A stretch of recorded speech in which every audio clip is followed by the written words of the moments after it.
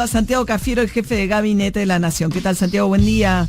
¿Qué tal, María? Buen día. Buen día. Bueno, primero, ¿cómo vieron desde el Ejecutivo todo el caso de Juan Emilio Ameri ayer en la Cámara de Diputados, que finalmente durante la madrugada, integrante del Frente del Bloque del Frente para la Victoria, presentó su renuncia a la Cámara de Diputados? Bueno, bastante absorto, ¿no? Como todos, como todos los argentinos, me parece que cuando vimos esas imágenes no lo podíamos creer. Que eso sucediera. Me parece que ahí el presidente de la Cámara actuó rápido y me parece que le dio el marco adecuado. Las reuniones, así sean remotas o presenciales, tienen el mismo cumplimiento y están como en el marco del recinto, con lo cual cuando uno más lo piensa, más se da cuenta del grado de la inconducta que hizo este diputado, y bueno, se actuó rápido en la Cámara. Me parece que ahí evidentemente se pudo trabajar de la forma correcta. El mecanismo institucional que tiene el Poder Legislativo para resolver este tipo de inconductas actuó con velocidad. Y María Rashid, que es diputada en la ciudad de Buenos Aires del Frente para la Victoria, dijo que es pura moralina, que por qué tanto escándalo, que tan distinto es a que un diputado se quede dormido. No, bueno, es bastante distinto, pero ya lo resolvió la Cámara de Diputados. Me parece que se actuó de la forma correcta, era lo que se tenía que hacer, por eso tuvo los votos y por eso se expresaron todos los diputados el día de ayer con respecto a esto. Así que no es un tema opinable, ya hay hechos concretos. Me parece que acá lo que nosotros sí tenemos que ser conscientes es que en última instancia, a partir de esta inconducta, lo que no hubo fue una mirada corporativa, mucho menos machirula, sino lo que hubo es realmente actuar con la norma independientemente de quién se trate. Esto fue muy distinto en otros momentos, cuando por ejemplo, el candidato a intendente de Paraná, Barisco, que tenía causas por narcotráfico y sin embargo el PRO hacía campaña con él, el macrismo lo acompañó hasta el último momento y ahora está condenado a 6 años de prisión, creo que era, o más, está condenado por narcotráfico y nadie del PRO, de los que lo acompañaron en ese momento a hacer campaña, Patricia Bullrich incluida, se expresó sobre el tema. Parece que esas son las diferencias, pero no importa. Bueno, uno podría pensar todas las causas de corrupción del kirchnerismo que tampoco se expresaron en contra de ellas. De narcotráfico, así tan visible, no creo que nosotros tengamos nada. Y un intendente de esas características, no creo que encuentres. Bueno, podemos pensar en causa de corrupción. Digo, ayer mismo fue cuando se ratificó la Corte las condenas de 11, por ejemplo, pero bueno. Sí, pero ¿vos viste alguna actitud corporativa de parte del Frente de Todos o del peronismo con respecto a eso, no?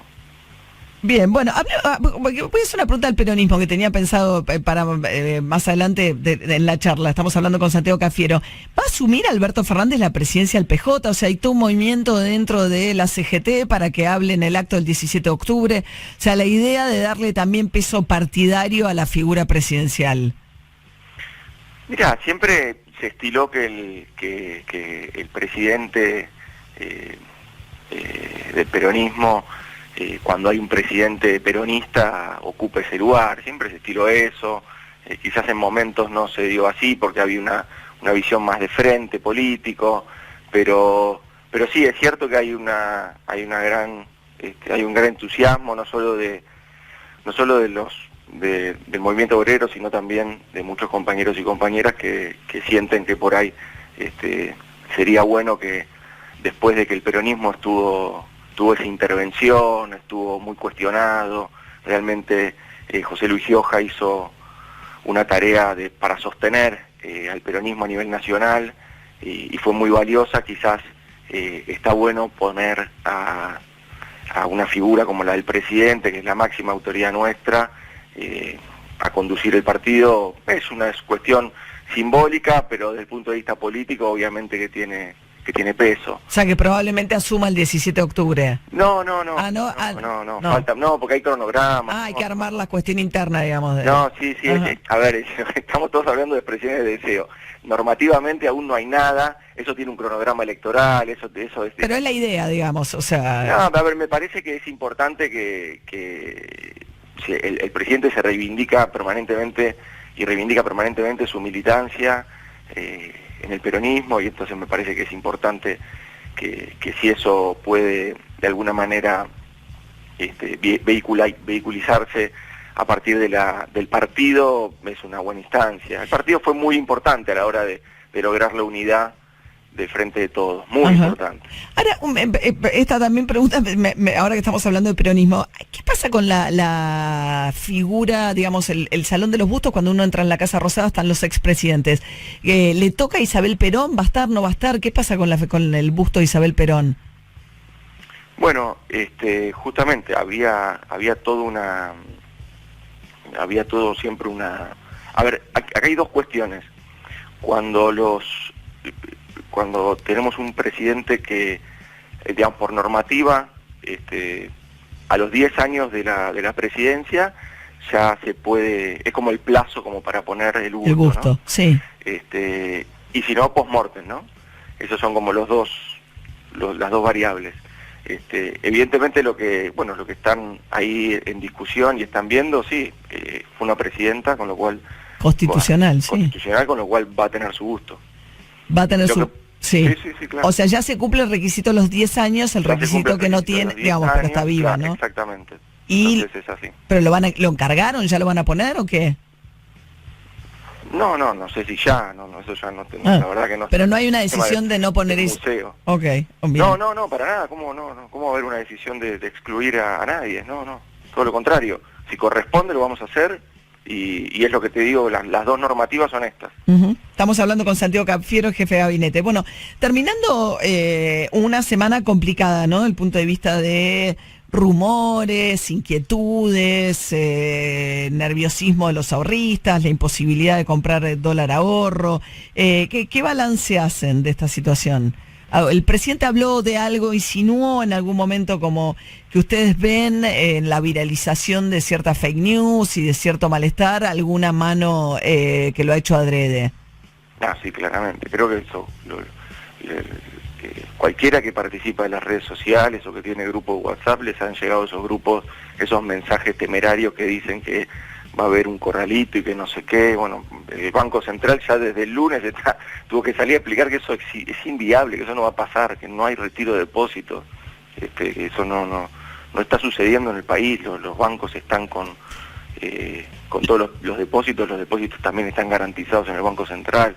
No, está claro que hay liquidez, que la situación es distinta, pero hay retiros, digamos. Este nerviosismo tuvo un impacto. Si uno ve el martes, fue el día de mayores retiros, el cuarto día de mayores retiros, ¿no? Pero pero no es significativo, no es significativo y los plazos fijos en pesos siguen creciendo, con lo cual no es significativo. El sistema financiero argentino está sólido, no tiene ningún tipo de fragilidad o con estos mensajes temerarios que se quieren influir. No, viste, vos qué sé yo, no sé si te llevo, sí. A mí me llevó por varios lados. Soy el gerente de no sé qué banco y les digo que va a pasar tal cosa. No, es tremendo además porque ahí está en juego la profecía autocumplida también, digamos, o sea... Pero bueno, pero si vos sos de los que piensan en las profecías autocumplidas, que puede ser como una hipótesis, entonces sí, evidentemente hay ganas de perturbar aún más a los argentinos y argentinas que estamos angustiados, peleándola, tratando de salir adelante con el tema de la pandemia y tratando de salir adelante también con las cuestiones económicas que la pandemia profundizó. Pero ustedes atribuyen esa viralización a un intento desestabilizador, porque algo de eso dijo el presidente en los últimos días. Mira, no sé si desestabilizador. Lo que sí es que evidentemente lo que están buscando es generar más zozobra y son mensajes que no son casuales. Son mensajes que no son casuales, son mensajes que lo que buscan es generar inquietud, y si uno lo profundiza lo que buscan es generar caos. Pero la verdad es que como no se condice con la realidad, cuando esos mensajes se contrastan con la realidad, son como las teorías conspirativas. Las teorías conspirativas pueden sonar muy verosímiles, pero cuando se contrastan con la realidad vos decís, bueno, no, la verdad la Tierra es redonda, qué sé yo.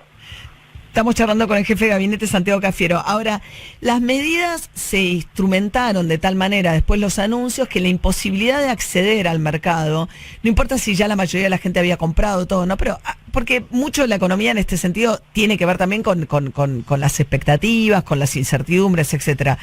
Pareciera que el gobierno tuvo un problema de implementación en estas medidas, cuando le suma el 35% y después agrega que aquellos que tienen planes sociales no pueden comprar, hace 5 días por lo menos que de hecho no hay mercado de cambios. No, para las empresas sí, pero... Bueno, tenían bloqueadas también las transferencias entre las cuentas de moneda extranjera, ¿no? Que sí, recién ayer... Pero podían acceder al MULC las empresas, las firmas, sí, era para, digamos, para personas humanas, como quedó ahora. A ver, para no andar con eufemismo, obviamente que las medidas como este tipo de restricciones o como el cepo, como se dice, no son soluciones de fondo. Pero bueno, a ver, sí, nosotros lo que tenemos, las decisiones que tomamos y que vamos a, y las decisiones que tomamos ahora y que seguimos tomando permanentemente tienen que ver con que la economía se recupere.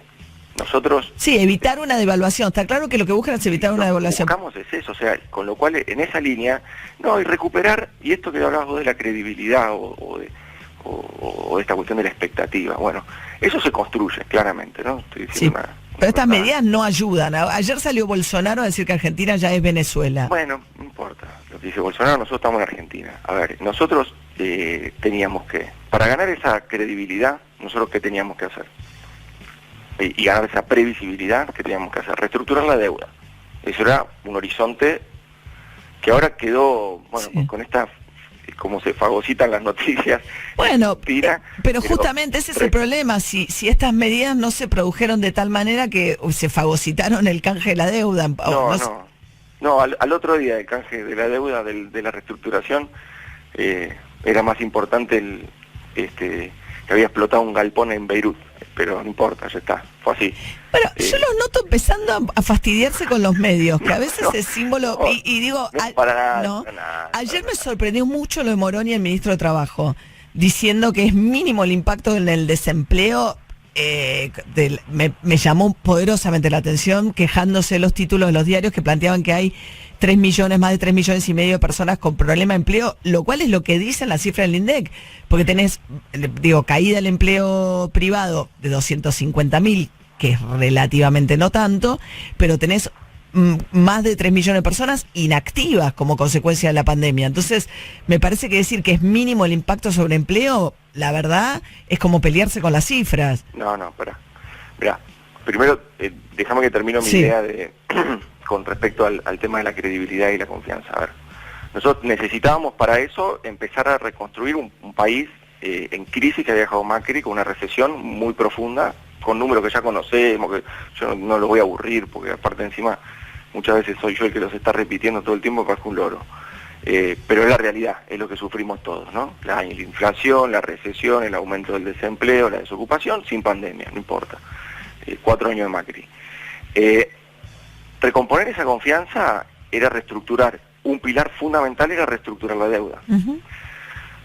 A partir de eso, evidentemente pudimos, a pesar de que los agoreros de siempre decían que no, que estábamos equivocados, que Guzmán no tenía la talla como para llevar adelante la negociación, 38.000 operaciones, no importa, nosotros seguimos adelante trabajando con el compromiso que tenemos permanentemente de trabajar y no estar con estas cosas chiquitas de estar discutiendo con los tipos que provocaron los problemas, sino ir resolviéndolos, y mucho menos poniendo excusas.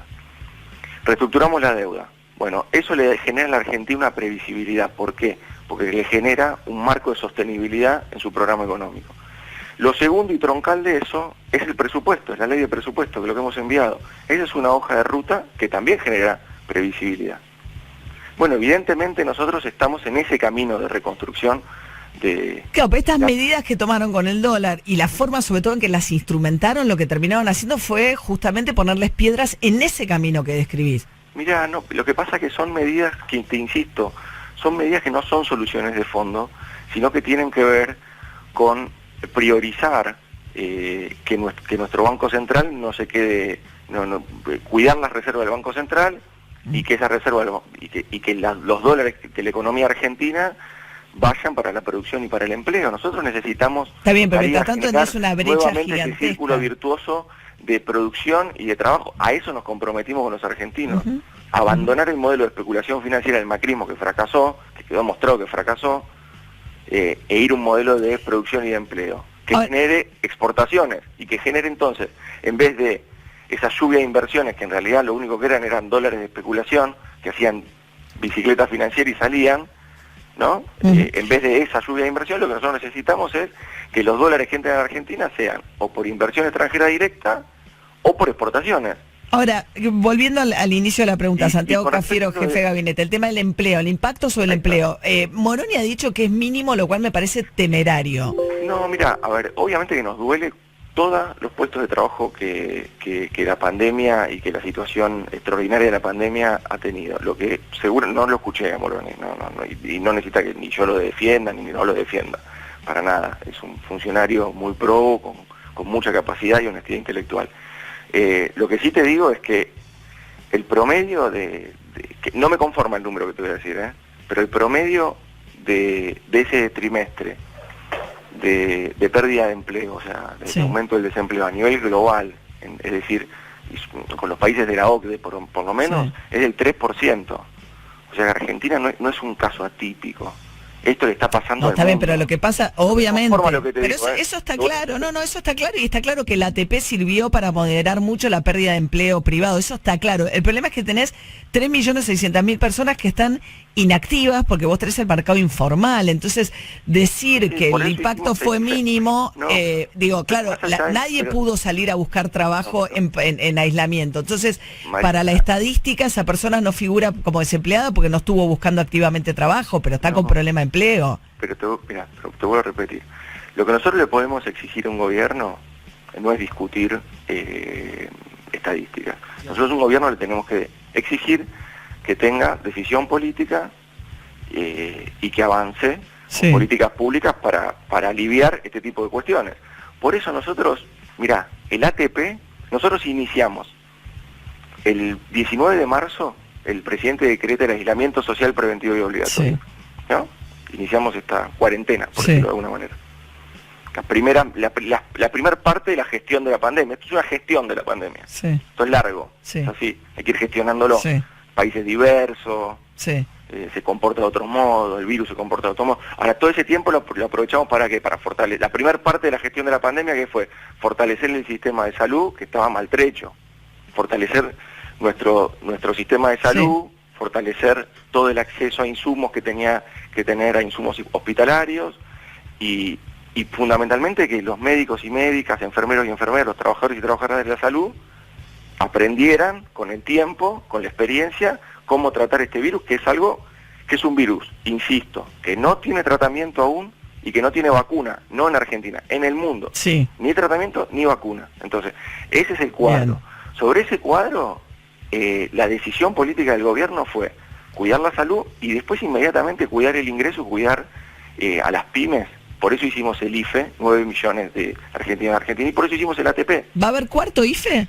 Mira, eso lo estamos discutiendo porque hoy, como te voy a repetir, la gestión de la pandemia de marzo y los instrumentos de marzo ya no son los mismos. Y no saben todavía, está abierta la discusión. Está abierta la discusión, pero por lo que te digo, hoy fíjate que ya la gestión de la pandemia es con la gran mayoría, no todas obviamente, pero con una gran mayoría de actividades que ya están reanudadas. Bien. Santiago Cafiero, jefe de gabinete, paseamos por un montón de temas. Muchas gracias y buen día. A vos, hasta luego. 8:40 de esta mañana con lluvias intermitentes toda la jornada. DJ Pinzón.